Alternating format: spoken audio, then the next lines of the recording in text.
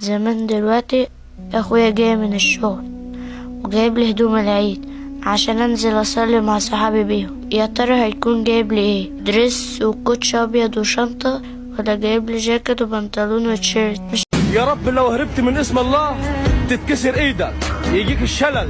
اكتب اسم الله في كومنت. مهم، كده كده الاتنين كويسين. حبيبي عادي. ازيك يا نيرة؟ الحمد لله يا اخويا. جبت هدوم العيد؟ هما فين؟ انا مش شايفاهم.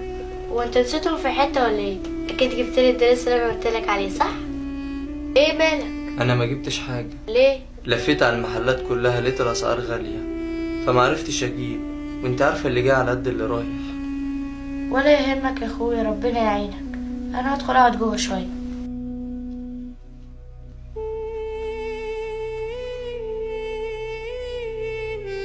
وحشتني اوي يا بابا. سبتني ليه؟ الدنيا بقت وحشه اوي من غيرك. ارجع بقى والنبي ما تيجي الجنب. فاكر يا بابا لما كنت بتجيب لي الهدوم قبل العيد بشهرين، وكنت بتجيب لي بدل الطقم 10؟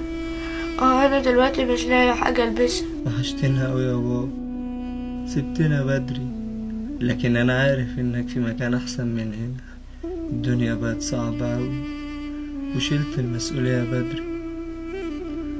الله يرحمك يا حبيبي.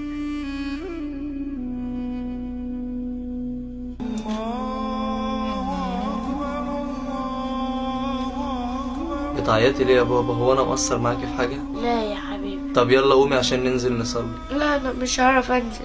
مش هتصلي عشان ما جبتش هدوم؟ يا حبيبي ما انت عارف الظروف، وبعدين هو انا قصرت معاكي في حاجة؟ قومي يلا البسي العباية السمرا، وحياتي عندك ننزل نصلي مع بعض. يلا بقى، مش انت بتحبيني؟